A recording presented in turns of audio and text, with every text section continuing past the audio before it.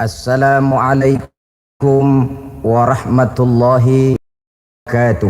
Waalaikumsalam warahmatullahi wabarakatuh. Alhamdulillahillazi ja'ala ramadhana syahras siyama lil mu'minin. Wassalatu wassalamu ala asyrafil anbiya'i wal mursalin sayyidina wa maulana Muhammadin wa ala alihi wa ashabihil mujahidin at-tahirin, amma ba'du. Ma'asyiral muslimin rahimakumullah. Dari jumlah 12 bulan yang ada dalam agama kita, yang dihitung sejak Muharram sampai dengan bulan Zulqa'dah, maka Ramadan mendapat gelar Sayyidus Syuhur. Sayyidus Syuhur artinya raja, penghulu atau tuan dari seluruh bulan. Apa sebabnya maka Ramadan ini dinamakan Sayyidus Syuhur? Sebab yang pertama, Ramadan dipilih oleh Allah menjadi bulan tempat di mana pertama kali diturunkan ayat-ayat suci Al-Quranul Karim.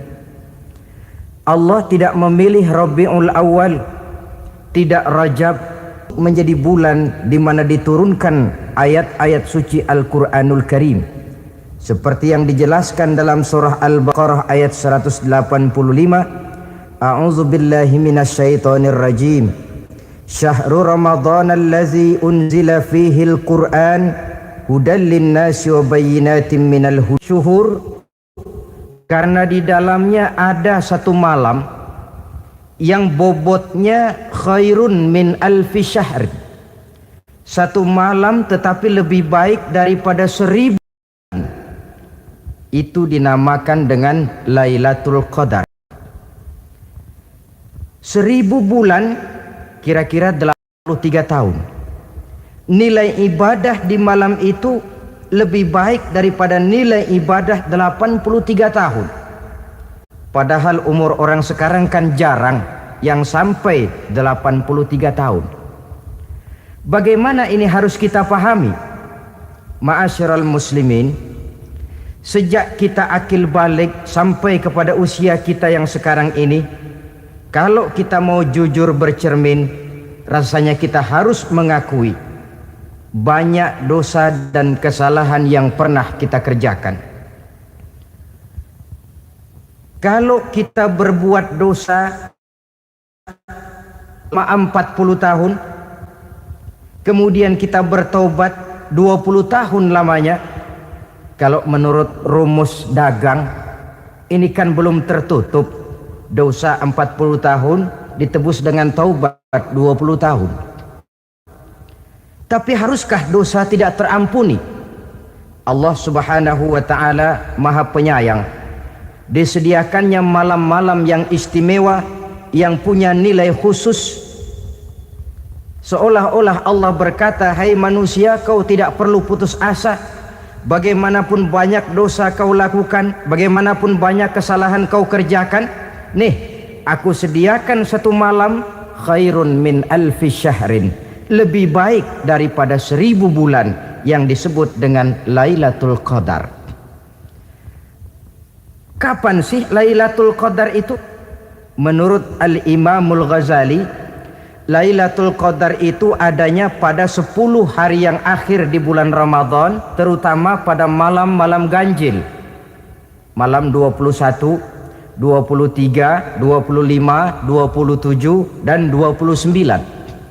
Tapi orang yang ingin menemukan Lailatul Qadar, dia harus sudah berjaga sejak awal Ramadan. Jadi nggak boleh pakai ilmu ngincer. Tahu ilmu ngincer? Tanggal 20 Ramadan nggak terawih, 21 terawih, 22 perek lagi, 23 masuk lagi, 24 nggak ke masjid. Temennya tanya, kenapa nggak ke masjid? Ini kan bukan malam ganjil, nggak turun Lailatul Qadar. Saya kira yang kayak begini dapatnya bukan Lailatul Qadar, boleh jadi Lailatul Qadar. orang yang ingin menemukan Lailatul Qadar itu, dia harus berjaga-jaga sejak awal Ramadan. Inilah di antara tugas kita, memanfaatkan waktu-waktu yang punya nilai istimewa. Itu ada dalam agama. Dalam setiap minggu ada hari istimewa. Dalam setiap hari ada jam-jam istimewa. Dalam setiap tahun ada bulan istimewa. Coba, dalam setiap minggu ada hari istimewa, hari Jumat. Dalam setiap hari ada jam-jam istimewa, sepertiga malam yang terakhir, antara jam 2 sampai menjelang fajar di kala subuh, itu saat-saat istimewa. Di samping saat istimewa, Allah pun menyediakan tempat-tempat yang istimewa. Solat di Masjidil Haram pahalanya 100.000 kali ketimbang solat di masjid-masjid lain. Begitu di Masjid Nabawi misalnya, ini tempat yang istimewa. Lailatul Qadar waktu yang istimewa yang diberikan kepada kita untuk kita manfaatkan dengan sebaik-baiknya. Toh dalam kehidupan bernegara saja misalnya, kan pada setiap tanggal 17 Agustus itu presiden memberikan grasi ampunan kepada para entah itu tahanan politik dan sebagainya. Ada yang mendapat potongan tahanan. Waktu-waktu yang istimewa. Inilah sebab kedua kenapa Ramadan dinamakan Sayyidus Syuhur. Sebab yang ketiga, Ramadannya nilai kebajikan berlipat ganda adanya. Satu hadis menjelaskan, "Lau ta'lamu ummati ma fi Ramadan, latamannau an takuna as-sanatu kullaha Ramadan." Andai kata umatku tahu keistimewaan apa yang ada di dalam bulan suci Ramadan, niscaya mereka ingin agar sepanjang tahun isinya Ramadan saja. Apa sebabnya?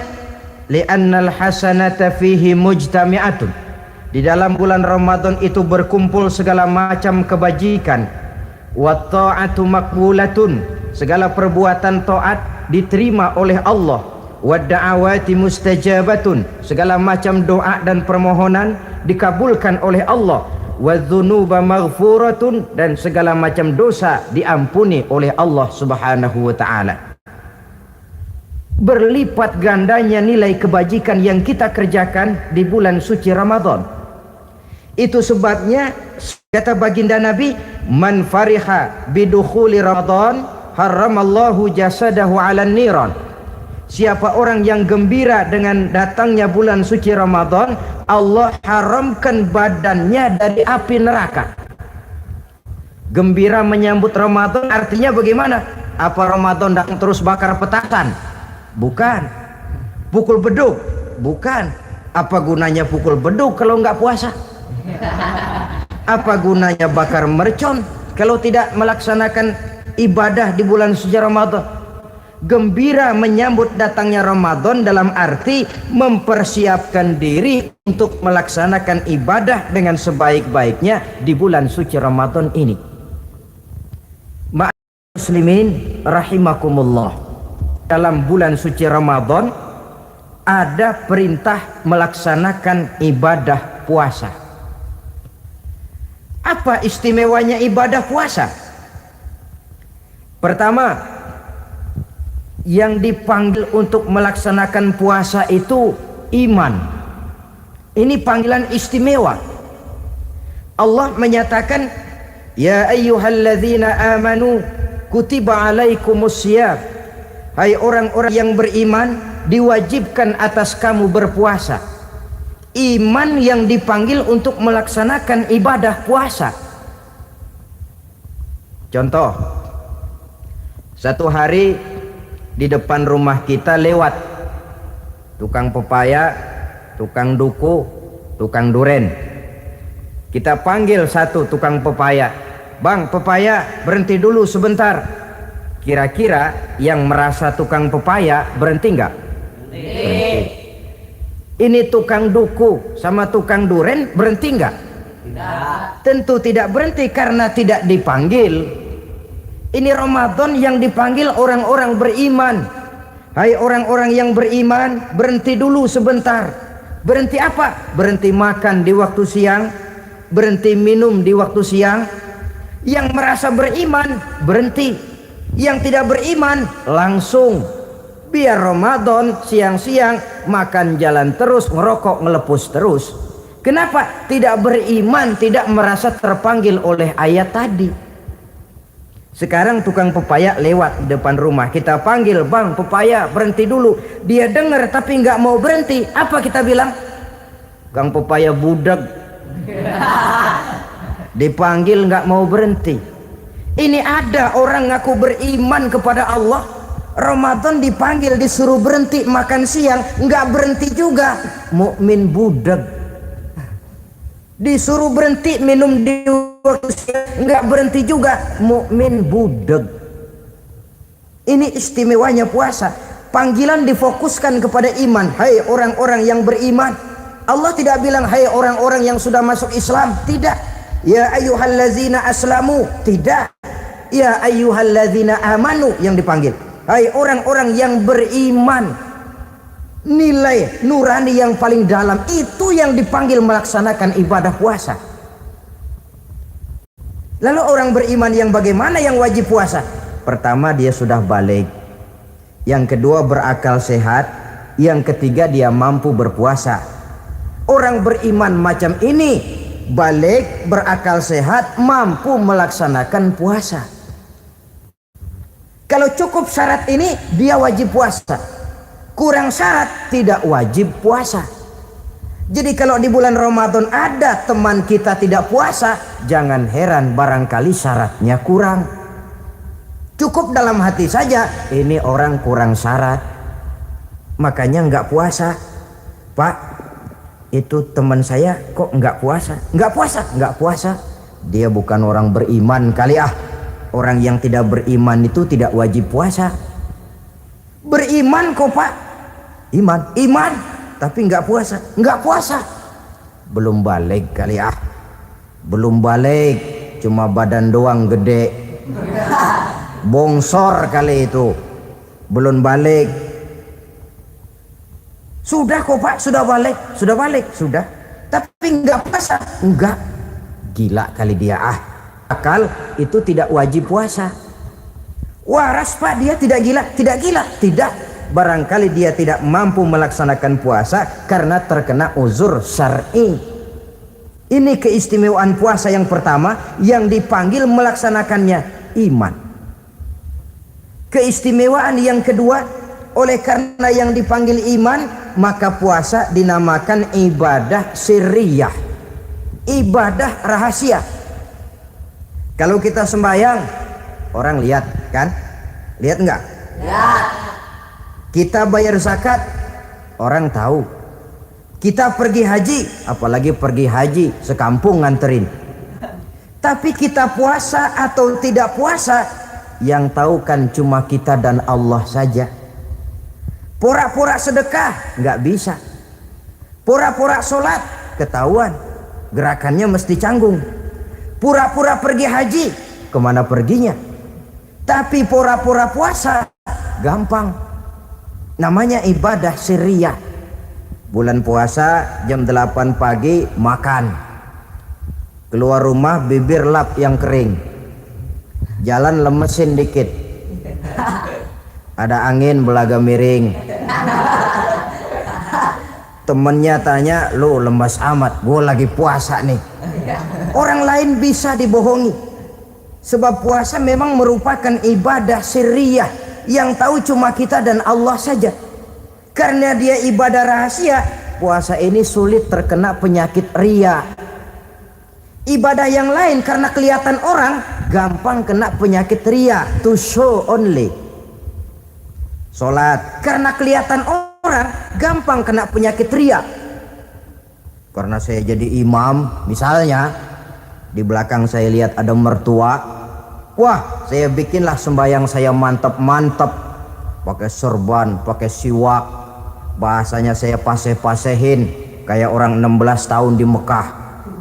Wah, ufolli fardwal maghribi salasa raka'atin Allahu Akbar. surahnya saya cari yang panjang-panjang, paling pendek Sabbihis sama Wadduha. Akibat apa itu? Riya, di belakang ada calon mertua. Tapi kalau sholat sendirian dalam kamar, boro-boro pakai serban dan siwak, kadang-kadang kaos kutang saja cukup. Surahnya jangan Sabbihis sampai Wadduha, langganannya Inna A'toinakal Kautsar sama Qul Huwallahu Ahad. Karena sholat terlihat orang, mudah kena penyakit riya. Sedekah pun begitu. Mulanya niatnya cuma mau sedekah 5.000, karena ada orang yang disedekahani naik 10.000, yang 5.000 sudah karena orang. Jadi ibadah yang lain itu mudah terkena riya, tapi juga mudah dinilai orang. Kita bisa saja bilang itu orang sholatnya khusyuk ya. Kenapa? Kelihatan dari gerakannya. Itu orang hajinya mabrur ya. Kenapa? Kelihatan dari tingkah lakunya setelah pulang haji. Itu orang sedekahnya berani ya. Kenapa? Ketahuan dari jumlahnya. Ibadah yang lain bisa dinilai, tapi puasa nggak bisa dinilai. Itu orang puasanya mantap bener ya. Kenapa? Beludah melulu. Itu bukan ukuran. Itulah sebabnya dia dinamakan ibadah sirriyah, ibadah yang abstrak, yang tahu cuma si pelaksana dan Allah saja. Ini keistimewaan puasa yang kedua. Yang ketiga, saudara-saudara, kalau ibadah-ibadah yang lain, ganjaran pahalanya itu dijelaskan oleh Allah. Sedekah kalau ikhlas pahalanya begini, haji kalau mabrur pahalanya ini, sembahyang berjamaah pahalanya ini. Untuk puasa tidak. Puasa Allah cuma bilang as-siyamu li wa ana ajzi bihi. Puasa adalah untukku, aku yang akan membalasnya. Berapa besar balasannya tidak dijelaskan oleh Allah. Apa artinya ini? Kalau saudara kerja, mandor bilang, sampean kerja sama saya, gaji satu hari 5.000. Ketahuan kan, sehari 5.000. Kita bisa kong kali kong, ada mandor rajin, nggak ada mandor kendor. Pokoknya sehari 5.000. Tapi kalau mandor cuma bilang, kau kerja sama aku, gajimu nanti aku yang atur. Tidak dijelaskan, nanti aku yang atur. Ini kan mestinya kita kerja hati-hati. Sebab apa? Mungkin gaji kita lebih besar dari jumlah 5.000 kalau kerjaan memuaskan. Mungkin tidak digaji sama sekali kalau kerjaan berantakan. Tidak dijelaskannya pahala puasa menjadi sugesti bagi kita untuk melaksanakan ibadah ini dengan sebaik-baiknya. Mungkin gaji sangat besar, mungkin tidak digaji sama sekali. Sebab kata Nabi, kam min shaimin laisa lahu min siyamihi illa al-ju' wal 'atsh. Berapa banyak orang puasa, dia tidak memperoleh apa-apa dari puasanya kecuali lapar dan haus saja. Puasa sah, kewajiban gugur, nilai 0. Tidak dapat apa-apa kecuali lapar dan haus. Jadi inilah keistimewaan daripada ibadah puasa. Saudara hadirin yang saya hormati, kemudian apa sih perlunya kita melaksanakan ibadah puasa ini? Pertama, kita perlu melaksanakan ibadah puasa agar dalam hidup ini kita bisa mengendalikan hawa nafsu. Perut besar, tempat bersarangnya energi yang melahirkan gerak dan merupakan kendaraan utama daripada iblis. Mudah menimbulkan rangsangan yang namanya syahwat. Kalau itu kita kendalikan, maka langkah hidup ini akan menjadi lurus karenanya. Benar kalau Nabi menyatakan, iza jaa Ramadan futihat abwabus sama wa ghulliqat abwabun nar wa sufsidatis sayatin. Apabila datang bulan suci Ramadan, dibuka pintu langit, dibuka pintu surga, ditutup pintu neraka, dan diikat setan-setan itu. Siapa yang ikat setan? Puasa kita. Dengan puasa kita mengendalikan nafsu. Kalau nafsu kita kendalikan, setan nggak berkutik. Jadi yang mengendalikan nafsu itu nilai puasa. Nafsu terkendali, setan terikat. Kalau puasa, kalau nggak puasa, setannya ngebludak. Jadi jangan digambarkan, wah kalau bulan puasa setan dirantai. Rantainya kayak apa? Yang rantai siapa? Arti setan diikat di sini ialah nafsu dikendalikan. Dengan apa? Mengatur makan dan minum. Puasa kan sebenarnya logikanya mengatur perpindahan waktu makan dan minum saja. Apabila perut besar ini teratur demikian rupa, syahwat tidak menggelegak, dia terkendali.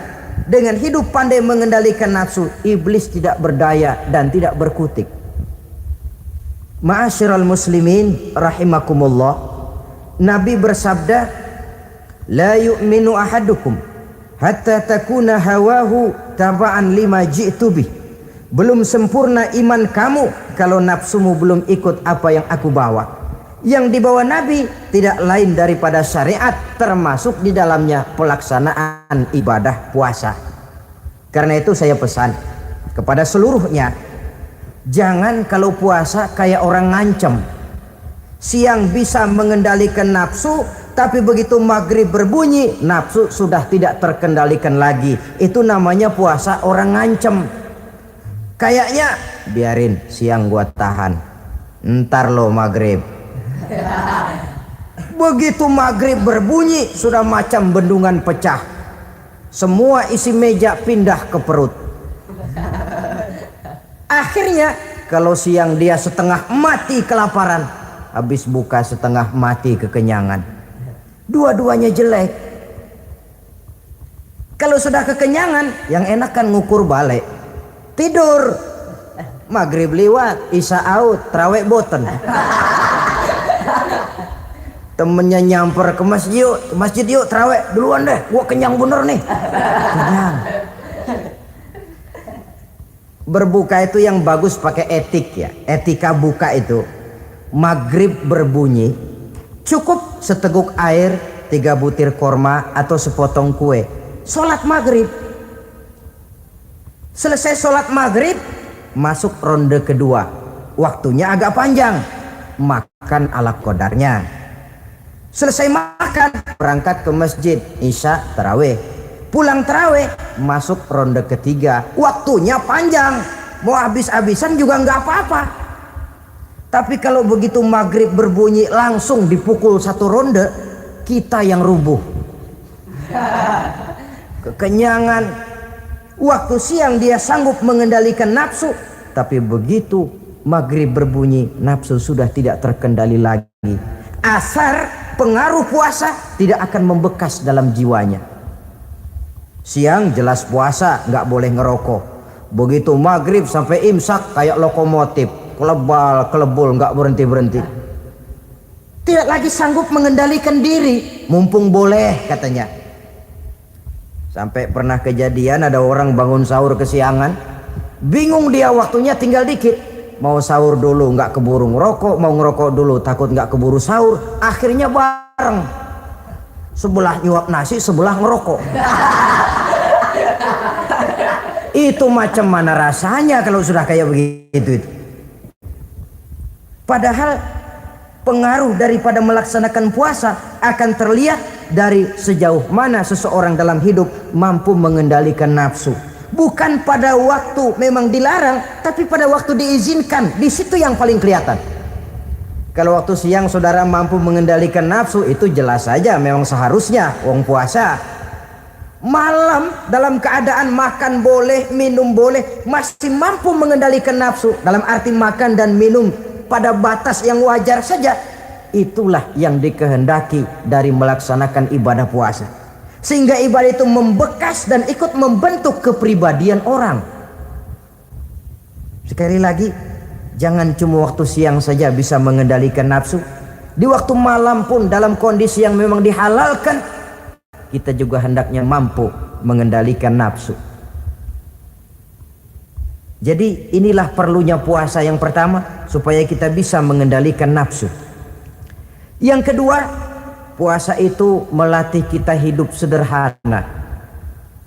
Orang sufi mengajarkan orang yang paling kaya ini sebenarnya orang yang hidupnya paling cukup. Sedangkan orang miskin adalah orang yang kebutuhannya kelewat banyak. Maka yang paling kaya, bahkan yang maha kaya, itu sebenarnya cuma Allah. Sebab apa? Dia nggak perlu apa-apa. Makin banyak keperluan kita, makin miskin kita. Coba orang puasa lihat. Kalau sudah jam 2, jam 3, itulah barangkali memang termasuk godaannya dalam melaksanakan ibadah puasa. Kalau jam 1 siang, jam 2 siang, jangankan makanan enak, nangka busuk kita lihat legit. Barangkali cobaan di dalam melaksanakan ibadah puasa.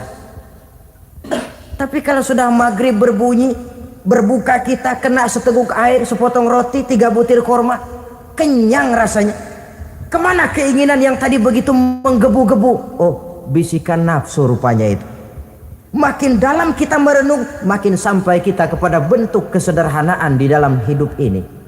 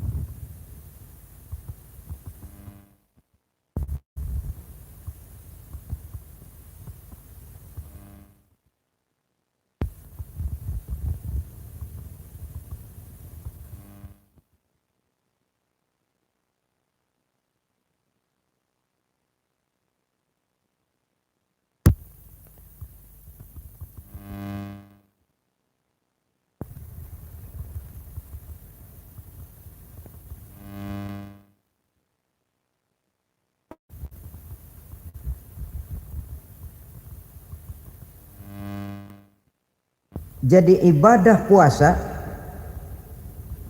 membentuk pribadi seorang muslim untuk jauh daripada sifat tamak bin rakus alias serakah. Tamak itu berasal dari kalimat toma dalam bahasa Arab yang sifatnya sudah terukir dari hurufnya. Huruf to tengahnya bolong, huruf mim tengahnya bolong, huruf ain mulutnya mangap, perutnya gede. Jadi orang tamak macam itulah. Apapun yang diberikan Allah tidak pernah ada cukupnya dan tidak pernah ada syukurnya. Sehingga Nabi menjelaskan, lau anna libni adam wadiyani min zahabin labtagha lahuma thalisan wa la yamla'u jawfa ibna adam illa turab. Andai kata manusia mempunyai 2 buah ladang yang seluruhnya emas, tidak usah kepalang tanggung, ladang emas, 2 ladang semuanya ladang emas, dia tidak akan puas, dia akan mencari lagi ladang yang ketiga. Wala yamla'u jawfa ibna adam illa turab. Mulut manusia ini memang tidak akan pernah penuh kecuali kalau sudah diisi dengan tanah. Kapan diisi dengan tanah? Kalau sudah menghadap ke arah kiblat di liang lahat, nah itu baru mulut udah nggak ngerawil, diam, tenang, kalem, diisi dengan tanah. Dengan demikian kita lihat bahwa puasa makin kita hayati, makin dekat kita kepada kesederhanaan di dalam kehidupan ini. Islam tidak melarang orang untuk kaya, untuk punya harta. Yang dilarang ialah sifat rakus, serakah dan tamak. Karena ini akan membuat orang melakukan segala macam cara, ingkar kepada nikmat Allah, tidak pandai bersyukur, pandangan matanya selalu diarahkan ke atas. Dikala hidupnya sudah serba cukup, dia masih merasa kurang. Sebab itu dia selalu kurang. Dia sudah kaya tapi masih merasa miskin saja, maka hidupnya pun miskin terus. Saudara-saudara ma'asyiral muslimin, ini hikmah yang kedua kenapa kita perlu puasa. Yang ketiga, puasa itu melatih kita cinta kepada fakir miskin, orang-orang yang tidak mampu, yang memerlukan pertolongan. Bagaimana caranya? Dunia pendidikan berkata bahwa pendidikan akan lebih berhasil kalau bersifat audiovisual. Mengajar anak berenang, bawa ke kolam. Mengajar anak naik sepeda, berikan sepedanya. Mengajar orang cinta fakir miskin, rasakan apa yang dirasakan oleh fakir miskin. Apa itu? Lapar, haus. Kan nggak bisa ngajarin anak berenang teori saja. Ke kolam nggak pernah. Teori hafal luar kepala. Gaya dada begini, gaya 200 meter begini, gaya kupu-kupu begini, gaya bebas begini. Teori hafal, ke kolam nggak pernah. Sekali terjun gaya batu. Sudah nggak timbul-timbul lagi. Nggak bisa ngajar anak naik sepeda cuma teori saja. Sepedanya tidak pernah diberikan. Hafal teori, bab 1 pegang setang, bab 2 dorong, bab 3 kaki kanan naik pedal kanan, bab 4 genjot. Hafal teori, megang sepeda nggak pernah. Begitu dikasih sepeda dia naik, habis tukang bakso. Pun mendidik orang cinta kepada fakir miskin tidak bisa cuma lewat seminar, kongres, penataran, indoktrinasi. Diadakan simposium, seminar, diskusi supaya orang cinta kepada fakir miskin, tapi yang bicara orang kenyang semua. Bagaimana hati ini mau peka? Islam itu nggak usah banyak teori lah, rasakan saja lapar haus, enak nggak? Kalau kau tahu lapar dan haus tidak enak, kau lapar haus cuma sebentar. Habis maghrib, laparmu hilang, hausmu hilang. Bagaimana saudara-saudaramu muslimin yang terkapar di kolong-kolong jembatan, yatim piatu yang hidup terlunta-lunta, perempuan-perempuan tua hidup miskin, anak pun banyak perlu uluran tangan, lapangan kerja sulit, persaingan hidup makin tajam, meringkuk mereka di sudut-sudut kehidupan, beratap langit, beralas bumi, tanpa tahu kapan hidup dan nasibnya akan berubah. Di situ pekalah hati untuk hidup tidak cuma buat kepentingan diri dan perut sendiri saja, tapi mampu memberikan pertolongan sesuai dengan kemampuan kepada mereka yang memang memerlukan. Sebuah hadis menyatakan, irhamu ahlal ardi yarhamkum man fis sama. Sayangilah apa yang ada di permukaan bumi, nanti yang di langit akan sayang kepadamu. Si kaya sayang kepada yang miskin lalu menolongnya, yang alim sayang kepada yang awam lalu membimbingnya, yang pemimpin sayang kepada rakyat lalu melindunginya. Yang di langit akan sayang kepada kita, akan turun rahmah berlimpah, akan tercipta keberkahan dan ketenangan dalam hidup. Tapi kalau sebaliknya, yang kaya malah nyantap yang miskin, yang pemimpin malah menggilas yang rakyat, yang alim malah membodoh-bodohi orang yang memang sudah bodoh, akan terwujudlah malapetaka. Bukan rahmah yang turun dari langit, tapi azab akan menimpa kita semua. Orang yang menghayati lapar, menghayati haus, akan timbul kepekaan sosial. Hidup tidak cuma untuk diri sendiri saja, tapi mampu melihat lingkungannya. Yang keempat, kita perlu puasa untuk menumbuh sifat jujur dan disiplin. Coba lihat, kalau tengah hari bulan puasa, andai kata saudara masuk ke dalam kamar seorang diri, saudara kunci dari luar, lalu saudara makan, tidak seorang pun tahu. Tapi kenapa itu tidak kita lakukan? Ada semacam perasaan malu, malu kepada Allah. Iya, orang lain tidak tahu. Iya, manusia bisa saya bohongi, tapi Allah. Atau umpamanya waktu sholat zuhur, saudara sholat zuhur di masjid, umpama ketika ngambil air wudhu, giliran ke kemur, saudara korupsi dikit aja, telan. Jangankan orang lain, teman wudhu sebelah pun tidak tahu itu. Tapi kenapa tidak mau kita lakukan? rasa malu kepada Allah. Di sini sumber nilai timbulnya kejujuran dan disiplin. Bukan berupa undang-undang mati yang dipaksakan dari luar, tapi timbul dari dalam jiwa dan nurani kita sendiri. Sikap jujur dan disiplin. Yang terakhir, kita perlu puasa untuk memelihara kesehatan. Kata Nabi, sumu tasihhu, berpuasalah kamu, badanmu akan sehat. Sebab apa? Saya katakan tadi, semua energi dihasilkan dari perut besar sini. Itu makanan yang kita makan, mulai dari keju sampai singkong, mulai dari hamburger sampai combro, masuk perut besar, digiling, lalu ditransfer ke seluruh tubuh oleh perut besar ini. Mekanisme kerjanya persis pabrik besar yang kalau kita hayati, Allahu Akbar, fatabarakallah ahsanul khaliqin. Ini tangan supaya kuat kerja perlu vitamin apa? Kirim ke tangan. Mata supaya awas perlu vitamin apa? Kirim ke mata. Bibir supaya nggak pecah perlu vitamin apa? Kirim ke bibir. Oleh perut besar ditransfer ke seluruh tubuh. Sisanya yang nggak perlu keluar jalan belakang. Kalau perut besar ini terus-menerus bekerja, ibarat mesin diporsir, dia akan cepat rusak. Maka datang bulan Ramadan, perut besar itu jangan terlalu diporsir, diberikan tenggang waktu istirahat. Sehingga Nabi memberikan jaminan, sumu tasihhu, berpuasalah kamu, pasti kamu akan sehat. Buktinya orang mati kelaparan banyak, tapi yang mati karena puasa, kalau puasanya betul, nggak ada. Maka Islam itu agama yang sesuai dengan fitrah, ya. Buktinya apa? Puasa wisol itu bukan saja tidak boleh, tapi haram. Puasa wisol artinya puasa nyambung, dari pagi sampai maghrib sampai malam sampai besok pagi lagi terus-terusan puasa, haram, karena itu bertentangan dengan fitrah.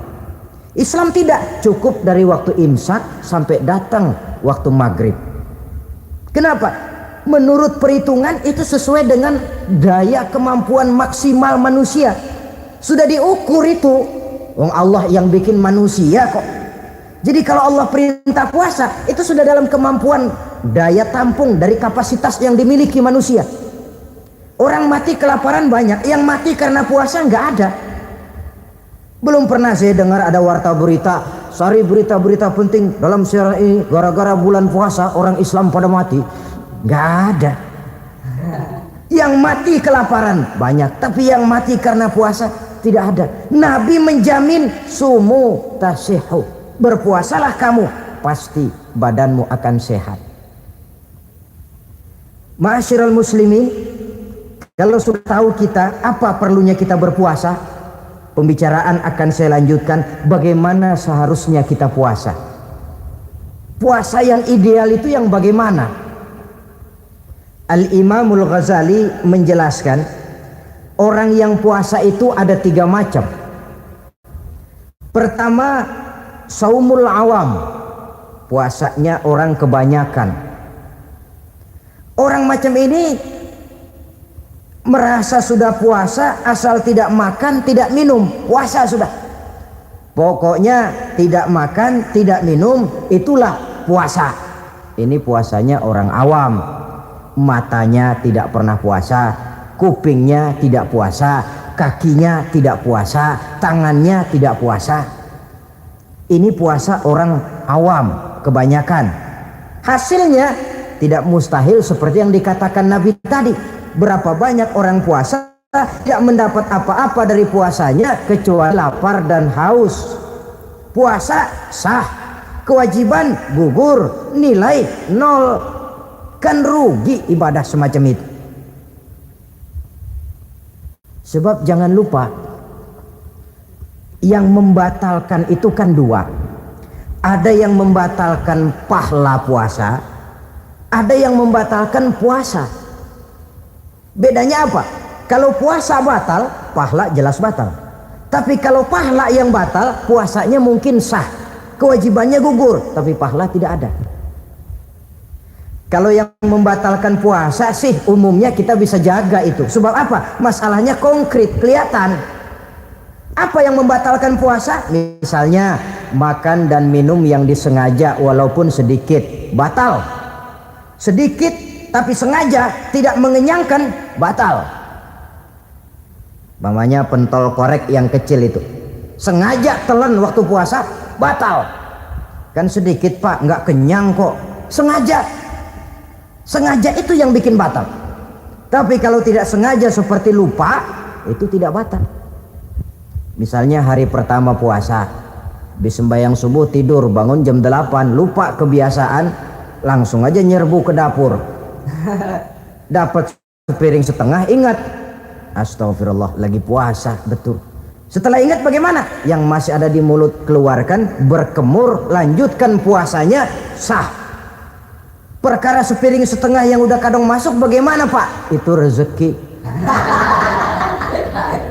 Lawang orang lupa itu kan jenis yang ma'fu anhu, jenis yang dimaafkan. Makan dan minum yang disengaja walaupun sedikit, batal puasanya. Apalagi muntah yang disengaja, batal puasa itu. Ukuran sengaja kan kita tahu. Apalagi hilang akal seperti gila atau pingsan, batal puasa. Apalagi hubungan suami istri di waktu siang secara sengaja, batal. Kalau sengaja. Kalau nggak sengaja, enggak. Namanya nggak sengaja. Umpamanya, saya nggak sengaja pak, tahu-tahu udah nyampe situ, gimana? Ya nggak batal, cuma begitu ingat, buru-buru selesai mandi, lanjutkan puasanya, sah. Jangan begitu ingat pak puasa cuman tanggung. Nah, ini tanggung ini yang bikin jadi batal. Dan jangan lupa, orang yang membatalkan puasa karena hubungan suami istri, dendanya paling berat. Seorang sahabat pernah lapor, halaktu ya Rasulullah, ya Rasul, celaka saya. Ma ahlaka, apa yang bikin kamu celaka? Saya lagi puasa Ramadan ya Rasulullah, saya nggak tahan. Lalu saya nyelonong sama istri saya, pengantin baru ini rupanya. Nyelonong bagaimana? Ya nyelonong.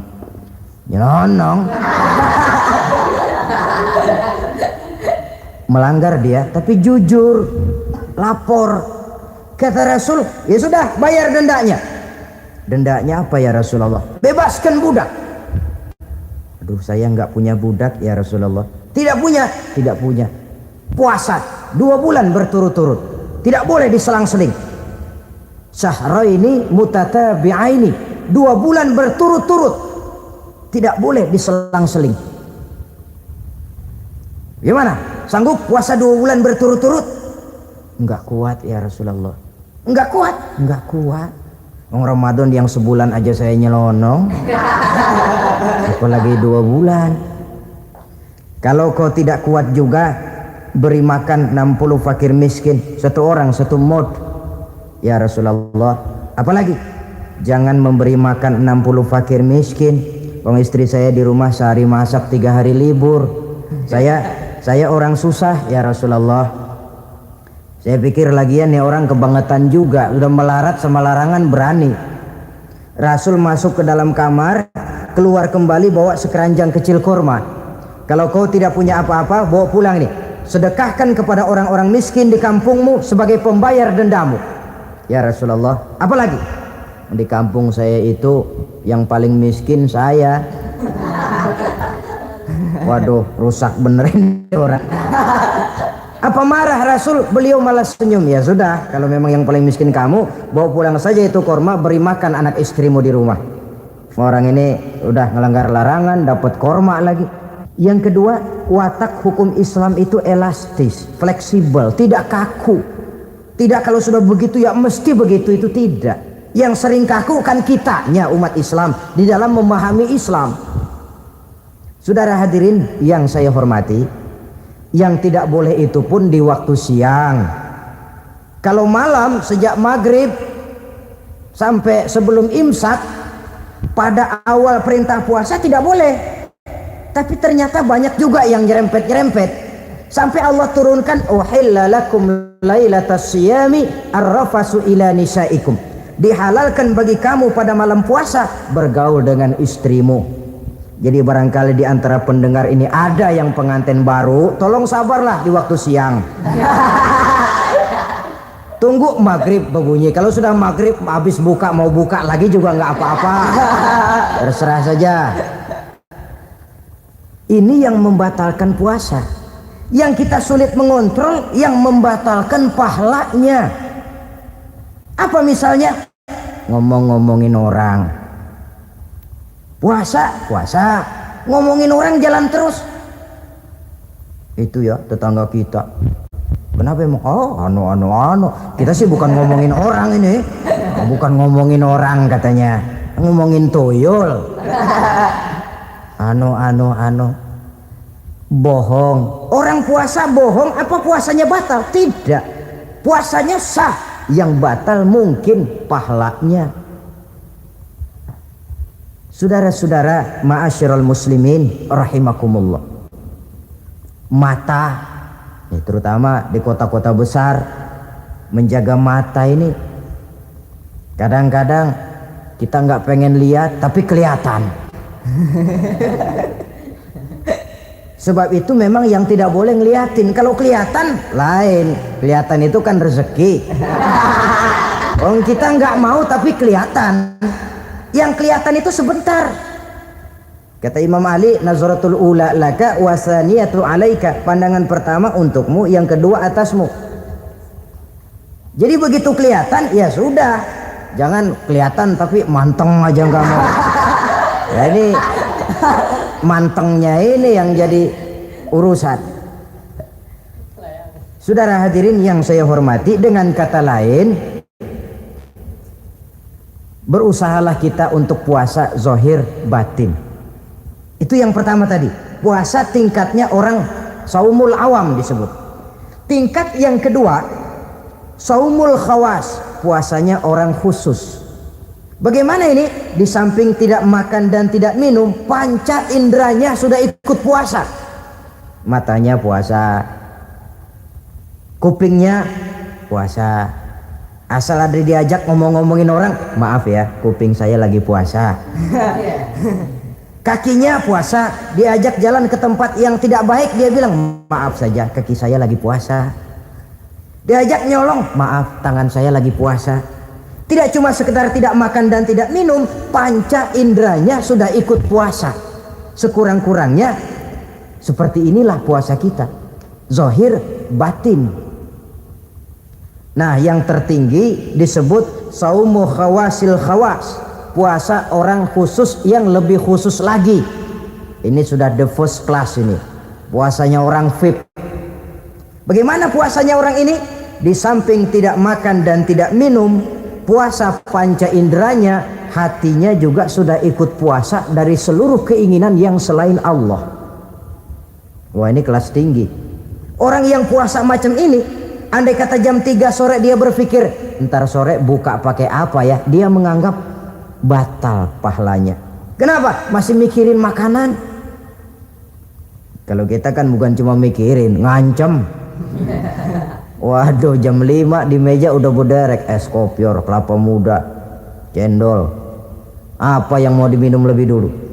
Tingkat yang tertinggi ini, hatinya juga puasa dari semua keinginan yang selain Allah.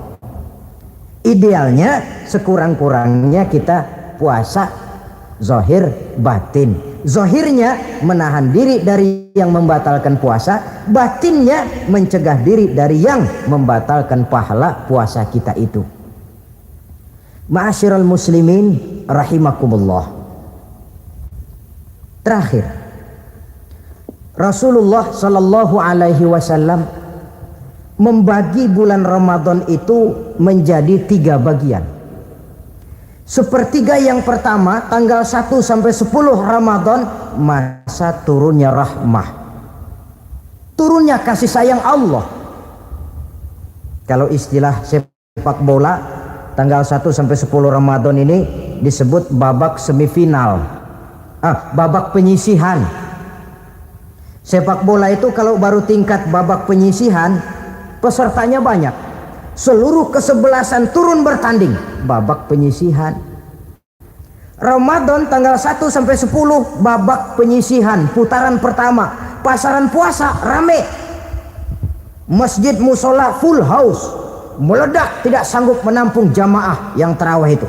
Yang tadarus meriah. Kenapa? Maklum babak penyisihan, seluruh kesebelasan turun bertanding. Tanggal 1 sampai tanggal 10 Ramadan. Bila itu selesai, selesailah putaran pertama, masuk putaran kedua. Sepertiga yang kedua tanggal 10 sampai 20 Ramadan, masa maghfirah, masa turunan dari Allah, masuk babak semifinal. Sepak bola itu kalau sudah babak semifinal, itu kan sudah banyak kesebelasan yang masuk kotak. Maka 10 Ramadan ke atas, pasaran puasa mulai menurun. Yang enggak puasa mulai nekat. Yang tadarus sudah mulai sayup-sayup sampai. Sementara barisan orang sembahyang tarawih di masjid mulai mengalami kemajuan dengan pesatnya. Barisannya makin maju ke depan. Maklum, tidak semua kesebelasan tangguh. Ada yang sejak bertanding sudah berhitung. Kita sih bakalan yang lain ada. Karena ikut-ikutan teman, karena malu sama mertua, rajin terawih. Karena nganterin, rajin terawih. Bayangnya paling belakang berdua lagi. Malah ngeledek begitu imam waladolin, dia di belakang nyaut asik.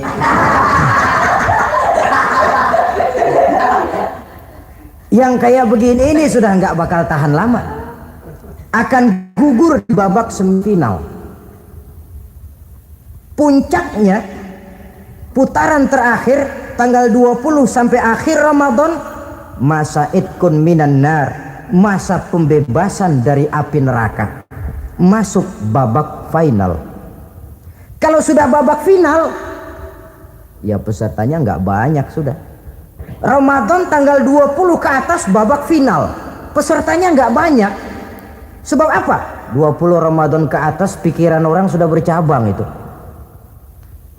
Yang punya kampung sudah siap-siap mau pulang mudik, lebaran di buah kampung. Puasa kayak enggak, yang penting pokoknya lebaran.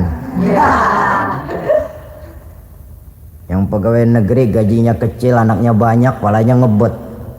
Yang belum punya sepatu, belum punya baju, macam-macam problem, sehingga konsentrasi ibadah menurun.